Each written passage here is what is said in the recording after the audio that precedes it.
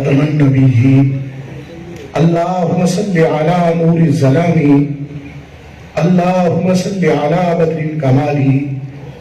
اللہم صلی علی مفتاح دار السلامی اللہم صلی علی شفیع جمیع الانامی بعد از حمد بدرگاہ مجیب الدعوات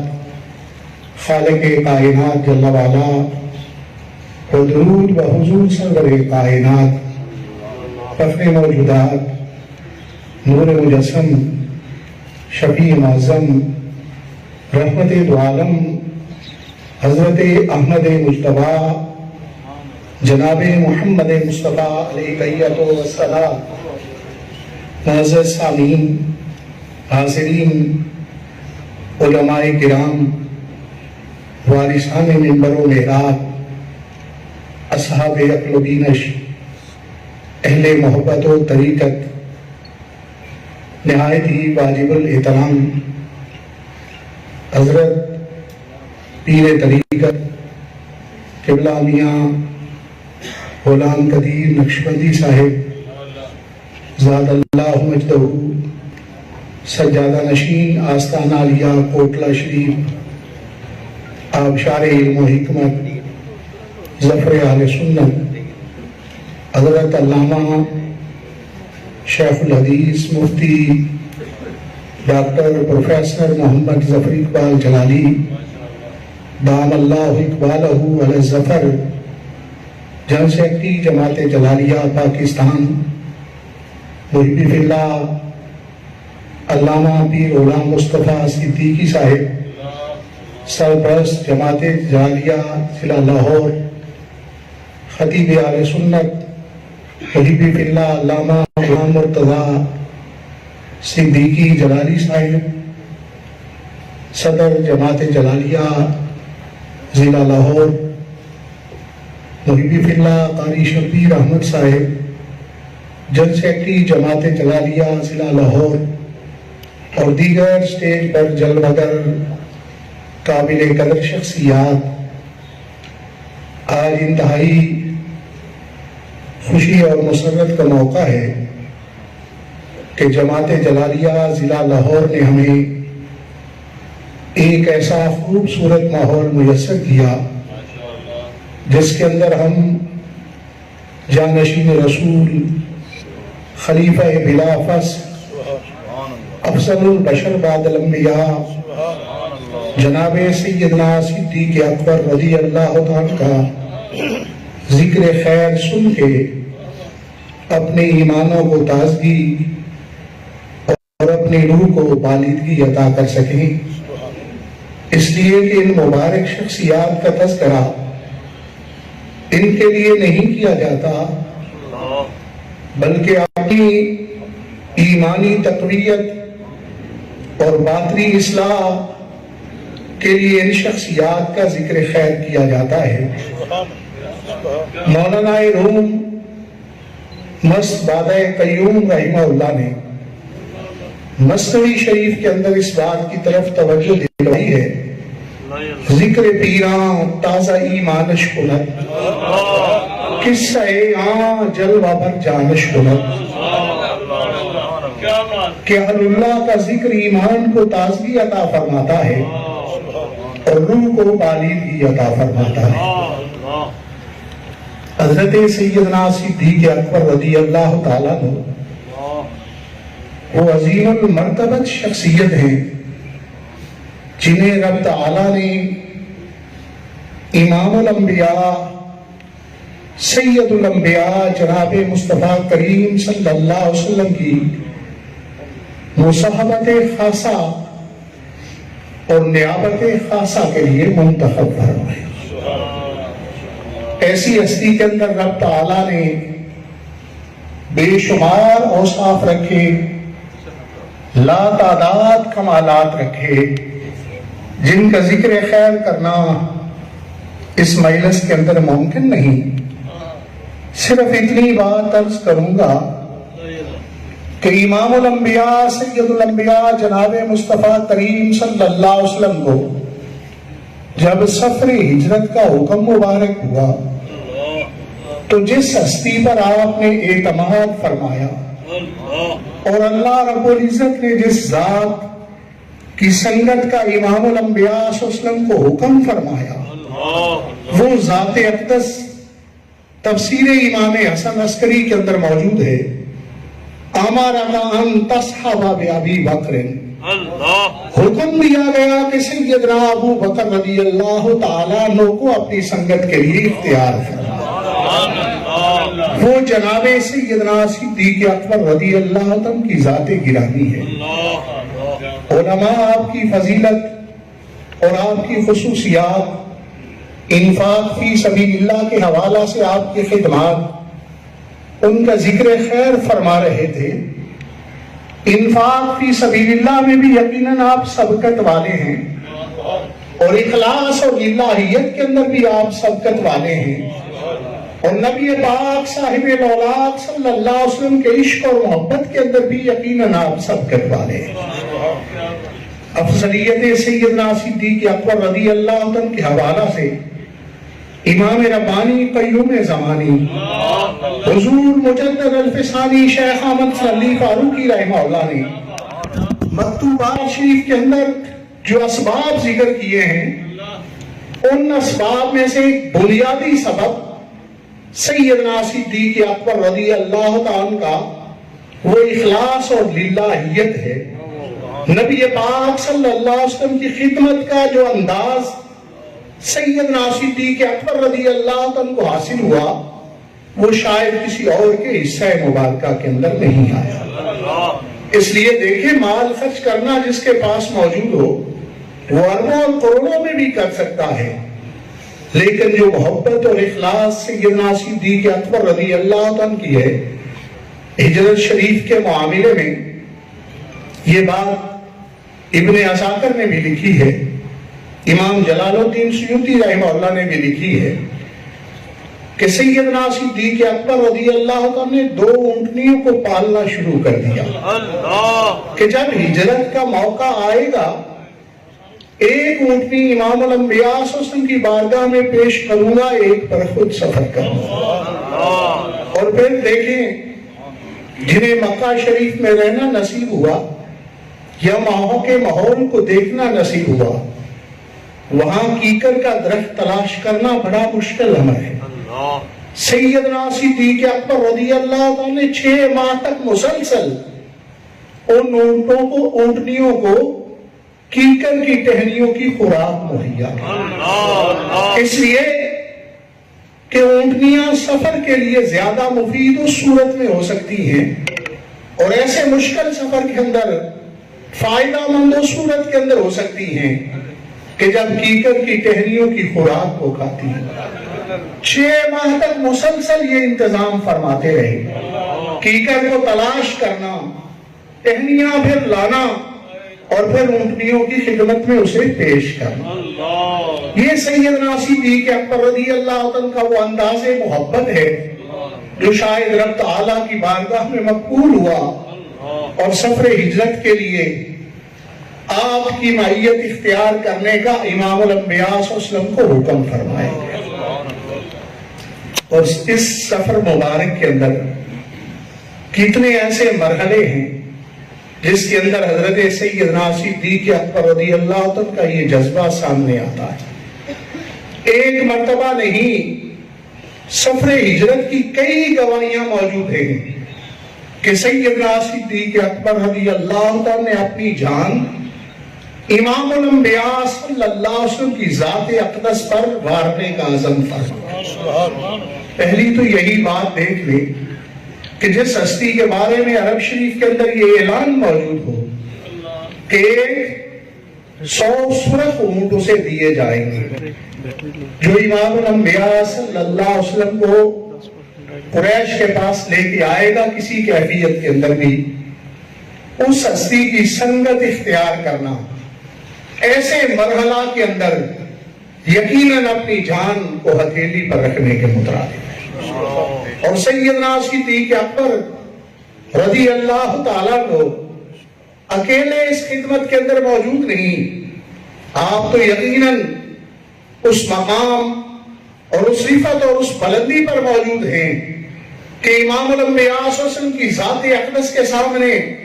کوئی اور شے جتنی بھی بڑی سے بڑی آپ کو پیش کر دی جاتی، آپ کی نگاہ اس طرف نہ جاتی. لیکن یہ تربیت صدیق اکبر کی گواہی ہے کہ ایسے موقع پر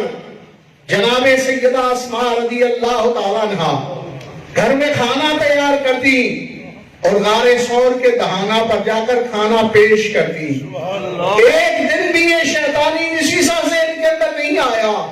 کہ میں قریش کو خبر دوں اور 100 سرخ اونٹ انعام دے. سیدنا عبداللہ رضی اللہ تعالیٰ عنہ سارا دن اشراف قریش کے ساتھ گزارتے، شام کو غار ثور کے دہانے پر جا کر سارے دن کی معلومات مہیا کر کے واپس لوٹاتے. ایک دن بھی یہ خیال نہیں آیا کہ یہ خبر میں اشراف قریش کو پہنچا دوں اور اس کے بدلے میں 100 سرخ اونٹ لے لوں. وہ تو خان مادہ صدیقی تھا. خبیر کس شخصیت کا تھا؟ آپ کے غلام کا یہ معاملہ ہے کہ عامر بن فہیرہ جو صرف صحبت صدیق اکبر سے فیض یاب ہوتا رہا، آپ کی نگاہوں سے فیض یاب ہوتا رہا، آپ کی مجالس میں عشق رسول کی مے کو پیتا رہا، اس غلام کے ذہن میں بھی یہ نہیں آیا کہ میں تو بکریاں روز یہاں عصر کے وقت لاتا ہوں، دودھ کو بھی ہوتا ہوں اور آپ کی بارگاہ میں دودھ پیش بھی کرتا ہوں. یہ خیال نہیں آیا کہ ساری زندگی غلامی میں گزر گئی ہے، ایک خبر ہی تو پہنچانی ہے اور 100 سرخ اونٹ کا مالک بن جائے. یہ حضرت سیدنا صدیق اکبر رضی اللہ عنہ کا مرتبہ اور مقام ہے. اور نبی پاک صلی اللہ علیہ وسلم کی ذات اقدس کے ساتھ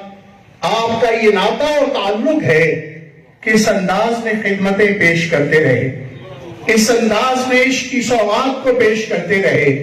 اس انداز میں محبت کے طریق کا اظہار فرماتے رہے، اس انداز میں اپنی عقیدت کو بناتے رہے. یہ سیدنا صدیق اکبر رضی اللہ عنہ کا خاصہ مبارکہ ہے اور انہیں یہ شرمندگی محسوس کرنی چاہیے جو حضرت سیدنا صدیق اکبر رضی اللہ عنہ کے بارے میں یہ بات کرتے ہیں. غار ثور میں جب اشراف قریش وہاں پہنچے تو انہیں اپنی ذات کا خوف تھا، اس وجہ سے خوف کا شکار ہوئے. نہیں بھائی دیکھیں کلام ربی کے اندر جو گواہی بیان کی گئی ہے وہ یہ نہیں بتلا رہی کہ جو تم سوچتے ہو، بلکہ وہ تو صدیق اکبر رضی اللہ عنہ کی عظمتوں کی گواہی پیش کی جا رہی ہے، آپ کی رفتوں اور بلندیوں کی گواہی پیش کی جا رہی ہے. اس لیے کہ خوف اپنی ذات کے متعلق ہوتا ہے اور حزن عربی زبان کا لفظ ہے، اس کا معنی ہے غمگین ہونا. تو جب اپنی ذات کے بارے میں تو آدمی غمگین نہیں ہوتا، کوئی نعمت اس سے پاس ہو، وہ جانے کا کوئی معاملہ پیش آ جائے یا کوئی نعمت اس سے چلی جائے تو اس کو حزن ہوتا ہے، اس کو غم ہوتا ہے. اور کلام ربی یہ بتلا رہا ہے کہ لا تحزن ان اللہ معنا. معلوم ہوا کہ صدیق اکبر رضی اللہ عنہ کو اپنی ذات کا خوف نہیں تھا، آپ کو یہ غم لاحق تھا کہ فاروق اعظم رضی اللہ عنہ جب مجھ سے پوچھیں گے کہ میرے محبوب کریم کہاں ہیں تو میں اس کا جواب کیسے دوں گا. عثمان غنی رضی اللہ تعالیٰ عنہ جب مجھ سے سوال کریں گے کہ میرے آقا کریم صلی اللہ علیہ وسلم کے متعلق بتاؤ تو میں جواب کیا دوں گا. مولا کائنات تاجدار اہلنا شیر خدا سیدنا علی المرتضیٰ جب تم سے سوال کریں گے تو اس وقت میں اس کا جواب کیا دوں گا. آپ کو یہ غم تھا کہ میرے آقا کریم صلی اللہ علیہ وسلم کو کوئی تکلیف نہ پہنچائے، آپ کے ہاتھ کوئی معاملہ نہ ہو جائے. لا تحزن اس بات کی گواہی دے رہا ہے کہ حزن کسی پر اور پر لاحق ہوتا ہے، خوف اپنی ذات کے بارے میں ہوتا ہے. اور کلام ربی یہ بیان کر رہا ہے کہ صدیق اکبر رضی اللہ عنہ کو اپنی ذات کا خوف نہیں تھا، مصطفیٰ کریم جیسی نعمت عظمیٰ وہ چھن جانے کا حزن آپ کو موجود تھا.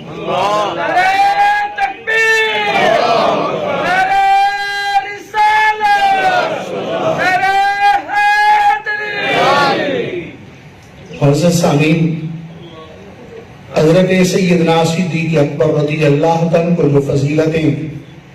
اور رفعتیں حاصل ہیں اور جو مقامات حاصل ہیں اس میں سنگت اور صحبت کے بھی یقیناً اثرات موجود ہیں جو سفر ہجرت میں آپ کو حاصل ہوتی رہی۔ یہ آپ ہی کا مقدر مبارک تھا اور یہ آپ ہی کا نصیب مبارک تھا کہ نگاہ مصطفیٰ صلی اللہ علیہ وسلم تھی اور چہرے سیدنا صدیق اکبر رضی اللہ عنہ، سینہ سیدنا صدیق اکبر رضی اللہ عنہ اس قلب اطہر پر اس قدر نگاہ نبوت مرتکز رہی، اس قدر باطنی صفائی عطا فرمائی گئی۔ وہ نگاہ جانتی تھی کسی شخصیت نے نیابت کی ذمہ داری ادا کرنی ہے، اور اس انداز میں تبہیر فرمائی وہ تمام راز جو شریعت و طریقت کے سینہ مصطفیٰ صلی اللہ علیہ وسلم کے اندر موجود تھے، ان سارے رازوں کو سینہ سیدنا صدیق اکبر رضی اللہ عنہ میں منتقل فرمایا۔ اور امام الانبیاء صلی اللہ علیہ وسلم نے اسی صحبت و سنگت کا انعام بیان کرتے ہوئے ارشاد فرمایا، انت صاحبی علی الحوض وانت صاحبی فی الغار، تو حوض کوثر پر بھی میرا ساتھی ہوگا اس لیے کہ تو غار ثور میں میرا ساتھی۔ معزز سامعین، یہ حضرت سیدنا صدیق اکبر رضی اللہ عنہ کی ذات گرامی ہے جنہیں رب تعالیٰ نے میرے آقا کریم صلی اللہ علیہ وسلم کی نیابت کے لیے منتخب فرمایا، اور نیابت کی اتنی ذمہ داری آسان انداز میں نبھائی۔ زمانے کے اندر باپ دنیا سے چلا جائے تو اس کی جائیداد کا بٹوارا ہو جاتا ہے، اس کا گھر اگر اس کے 5 بیٹے ہیں تو 5 گھروں میں منقسم ہو جاتا ہے۔ کسی پارٹی کا رہبر و رہنما دنیا سے چلا جائے تو وہ جماعت کئی حصوں میں تقسیم ہو جاتی ہے۔ یہ سیدنا صدیق اکبر رضی اللہ عنہ کا امت محمدیہ پر احسان ہے کہ امام الانبیاء صلی اللہ علیہ وسلم جیسی ذات اقدس نے پردہ فرمایا تو امت کو وحدت، امت کو اکٹ، امت کو اجتماع جناب سیدنا صدیق اکبر رضی اللہ عنہ نے عطا فرمایا۔ شاید اسی حقیقت کو ڈاکٹر علامہ محمد اقبال رحمہ اللہ نے اس انداز میں بیان فرمایا، ہمت او کشت ملت راچو ابر، ثانی اسلام و غارو بدر و قبر۔ کہ سیدنا صدیق اکبر رضی اللہ عنہ کی رفعتوں، آپ کی خصوصیات اور بلندیوں کا کیا کہنا۔ ہمت او کشت ملت راچو ابر، آپ کا حوصلہ امت کے قیدیانوں کے لیے بادل کی حیثیت رکھتا ہے۔ ایسے لمحے کے اندر امت کو اکٹ عطا فرمایا، وحدت عطا فرمائی، اجتماع عطا فرمایا، اور آپ کی شان اقدس اور مرتبہ ثانی اسلام و غار و بدر و قبر۔ آپ امام الانبیاء صلی اللہ علیہ وسلم کے بعد دعوت اسلام کے حوالہ سے لبیک کہنے والوں میں، آزاد صاحب اور راہ مردوں میں سب سے پہلی شخصیت آپ کی ذات مبارک ہے۔ بدر میں بھی دوسرے ہیں، اور یہاں تک کہ ڈاکٹر اقبال رحمہ اللہ فرماتے ہیں کہ آپ روزہ اطہر کے اندر بھی دوسرے ہیں۔ یہ اس سنگت و معیت کا انعام ہے جو دنیا میں سیدنا صدیق اکبر رضی اللہ عنہ کو حاصل رہی۔ رب تعالیٰ نے قبر میں بھی، روزہ اطہر میں بھی مصطفیٰ کریم صلی اللہ علیہ وسلم کی سنگت آپ کو عطا فرما۔ حاضرین، یہ جماعت جلالیہ ضلع لاہور نے خاص طور پر یہ ہمیں موقع عطا فرمایا ہے کہ وہ ہستی مبارکہ جو انبیاء علیہ السلام کے بعد سب سے افضل ترین ہستی ہے، ان کا ذکر خیر ہم ایک دوسرے کو سن اور سنا سکیں۔ یقیناً آج کے حکمرانوں کے لیے، آج کے بادشاہوں کے لیے اور ذمہ دار افراد کے لیے اسوہ سیدنا صدیق اکبر رضی اللہ عنہ پر عمل کرنا انتہائی ضروری ہے۔ جب آپ نے خلافت کی ذمہ داریاں سنبھالی تو یہ فیصلہ ہوا کہ آپ ظاہر ہے اب معاملات اس انداز میں نہیں نبھا سکیں گے گھر کے، جو کام کاج آپ فرماتے تھے اب ظاہر خلافت کی ذمہ داریاں انہیں نبھانا ہے تو ان کے لیے مشاہرہ مقرر فرمایا جائے. تو حضرت سیدنا صدیق اکبر رضی اللہ عنہ نے فرمایا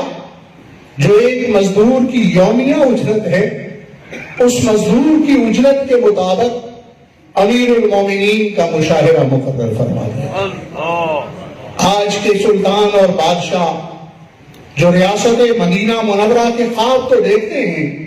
لیکن انہیں اس بات پر عمل کرنا چاہیے کہ ایک مزدور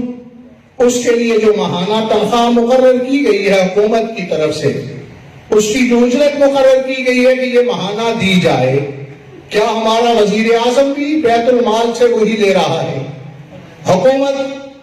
کا بادشاہ جو ہے وہی خزانے سے وصول کر رہا ہے. اسے دیکھنا چاہیے کہ ریاست مدینہ منورہ کے سلطان ثانی اور آقا کریم صلی اللہ علیہ وسلم کے جانشین اول آپ کا طریقہ مبارکہ کیا ہے. پھر قربان جائیں کس قدر رعایا کی نگہبانی، کس قدر خزانے کا خیال اور کس قدر امور مسلمین کا خیال کہ ایک مرتبہ مائی صاحبہ نے گھر کے اندر حلوہ بنایا. پوچھا یہ حلوہ کیسے تیار ہوا ہے؟ فرمایا روزانہ جو بیت المال سے کچھ ملتا ہے اس سے تھوڑا تھوڑا بچا کر اس حلوے کا اہتمام کیا گیا ہے. تو آپ نے اسی دن بیت المال کے نگران کو حکم فرمایا کہ میرا جو مشاہرہ اور روزینہ مقرر کیا گیا ہے اس میں سے اتنا کم کر دیا جائے، میرے لیے یہ بھی کافی ہے. آج کے بادشاہوں کے لیے اور ذمہ دار افراد کے لیے یہ سبق موجود ہے کہ جہاں بھی جس منصب پر موجود ہو کس انداز میں ملک کے وسائل کو صرف کرنا ہے، کس انداز میں حکومتی خزانے کو استعمال کرنا ہے. حضرت سیدنا صدیق اکبر رضی اللہ تعالیٰ نے جب پردہ فرمانے لگے تو آپ نے پوچھا کہ میرے اثاثہ جات کے اندر کتنا اضافہ ہوا ہے. امور مسلمین نبھاتے ہوئے خلافت راشدہ کی ذمہ داری کو انجام دیتے ہوئے